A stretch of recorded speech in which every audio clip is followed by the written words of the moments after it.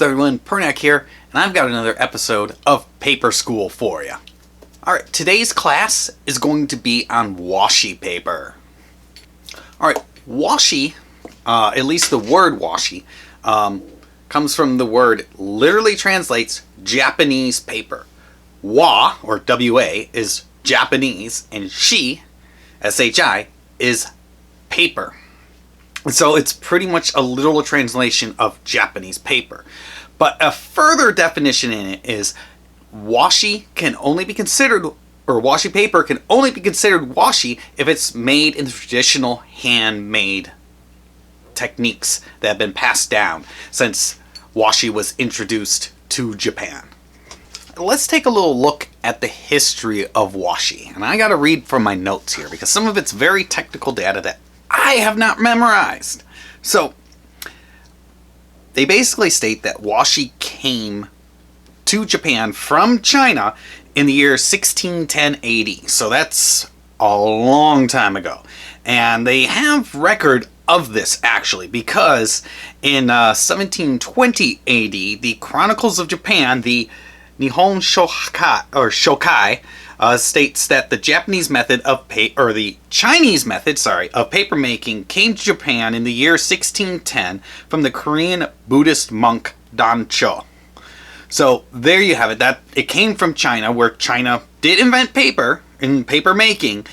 Japanese put their own unique spin on it and started making it washi. And it was shortly after it was introduced to Japan that was Prince Shotoko found that Chinese materials that they used to be, they weren't good enough for his liking, so he started encouraging them to use the paper using kozo, and which was already being used to make cloth, and what they call niri. And they used those two products within that time to develop it into a Japanese product instead of just the Chinese one. Alright, so some additional information about washi. Traditionally, washi is normally made in the winter months because there are two reasons for this. The first reason is that colder water works better for the fibers of the plants that they use to make washi. And the second reason is farming. It was mostly made by farmers, and they did this in the winter months because in the winter you can't farm, so they would make washi in the winter to supplement their summer income. So they farmed and made paper. So most of the places that make, or most of the farmers would make paper, and certain areas did concentrate more heavily on those in Japan too. But let's see, it's made of 3 different types of plants. The first most popular one is kozo, or the paper mulberry. It's the most popular and is also the easiest to cultivate, which is why you see more things made of kozo. The second is gampi. It is very popular. It's a very nice paper to use, or a very nice plant to use, but it is also it's really difficult to cultivate, mostly because there isn't very good success in trying to create farms for it and raise it. It just kind of grows wild wherever it kind of wants to. Like, it has specific conditions it needs to thrive in, so it's very difficult to cultivate it. So almost all of it is taken from the wild. And in fact, because of the difficulty and the limited places that it grows in, most of the gampi actually is cultivated in the Philippines, where it tends to grow more. There's more of it, and then they import it into Japan to make it.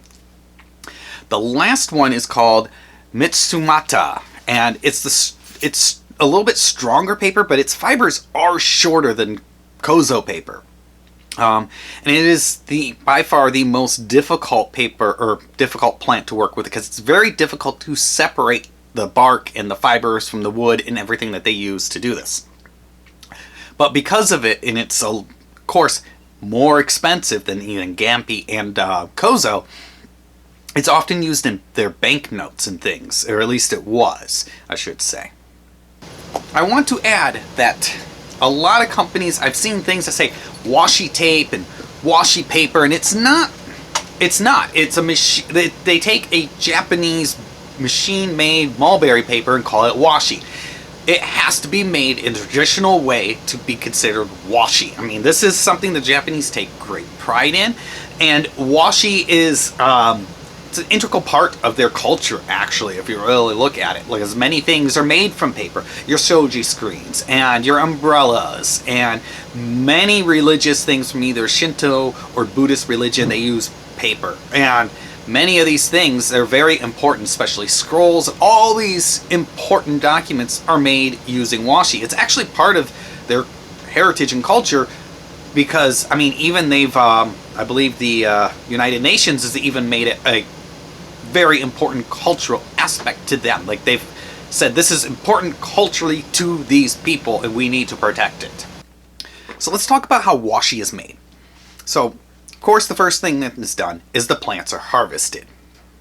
And after the plants are harvested, they're bundled together in like big bundles, tied up together and put in a bundle, and then they put them in a giant steamer. Like, they just put in a steamer so the steam rises up, and it's all enclosed for the most part, and this helps to remove the bark from the rest of the plant, which is why they do. And the air conditioning just kicked on. That's not what I want.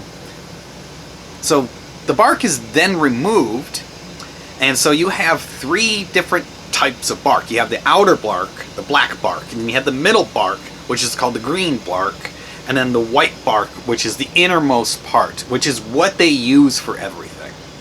So the white bark is then separated from both the black and the green bark. There are some companies that will use, there's a few paper makers that will use the green bark, but it's harder to work with, so they don't use it as often. And sometimes you will see certain inclusions and things into papers too, especially some of the more artistic ones, or crafty ones, whichever you want to say, something that has a lot more character to it. They will use some of the black bark, but they try not to because it's not really the best thing to use.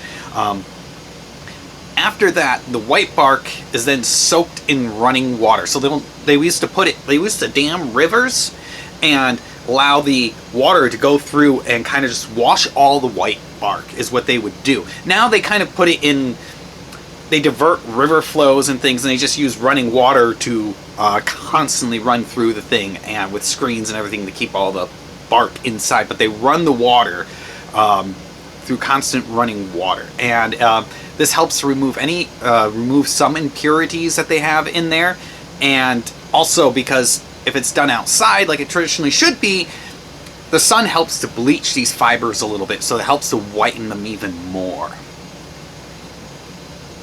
Finally, let's look here.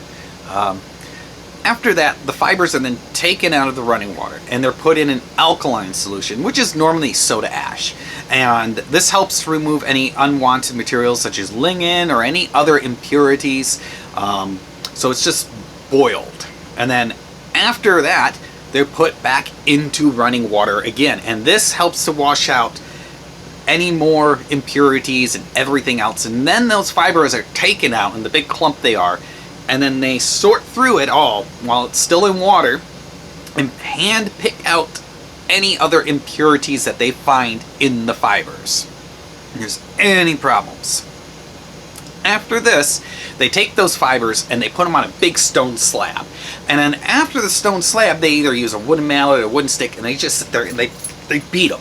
And they just keep mashing these fibers. And what it does is it softens the fibers. So they're not as hard. So they manually hit and beat these clump of fibers out and kind of make it almost like into paper from where you could look at it. Into like a flat pancake or something like that. And then, so then after that, the fibers are pretty much ready to go into the paper making where they start getting made into paper, I should say. So they're taken, they put into a vat of water, and they also add what they call niri. And niri is cultivated from the sunset hibiscus plant, and it's taken from the roots of it, and it's like really sticky, and it's kind of viscous and kind of looks like snot, actually, if you really look at it. You can look online and find a bunch of stuff about it. But it acts like a glue to help hold these fibers together. So it's like their sizing is what they're basically using. This is their sizing, essentially. So then they take a wooden frame with a bamboo screen, which kind of looks like those, if you've ever seen those bamboo mats that they use in restaurants and things, where it's just it's like a placemat and you can roll them up, or like, I've got one somewhere. Let me find it. Maybe I don't have it anymore. Oh. It's kind of like this, like my bamboo brush holder. You know, essentially they take it like this, and it just kind of rolls up like this, as you can see. And they basically put this, I mean, this one has brushes in it, but they set it down like this into the wooden frame. And once they do that, so you have this big vat of water with a wooden frame, and these frames are actually, they actually have ropes tied to them. And you got to, let's see here, if I can use, I need an example of something to show you to make it easier. Oh boy, I don't have anything to really show you. A prop, that's what I'm looking for. So let's just imagine this is your frame, and it's got a piece of rope here and a rope here, and they go all the way up.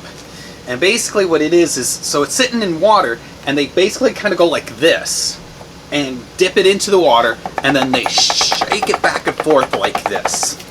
And shaking it back and forth allows the water to roll through and the fibers stay on top. And the Neri also helps with this. It controls the water so that way it doesn't go just gushes right out, because it's kind of viscous and it's kind of mucusy, and it kind of makes everything go a little bit slower. And they just keep doing this, and then they'll keep, and once all the water is out, they'll just keep doing this and build it up layer by layer.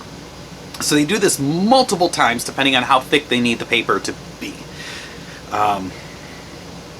So then when they take the screen, they actually take the screen out of the thing, and then they take they kind of flip this over like that onto a just like a table or something, and then they kind of peel back the bamboo screen that they call it. They peel that back, and then they put it back in the frame. They just go about their business. And then when they're done with that for the day, they let the paper dry overnight, and then they take that stack of paper they've made that they just stack on top of each other, because each paper piece is just stacked on top of the other, and then they put them in a press and they just squeeze it down, and for several hours, and they do that to remove the vast majority of the water from the paper. I would say it's something they say about there's only basically remove 70 to 80% of the water.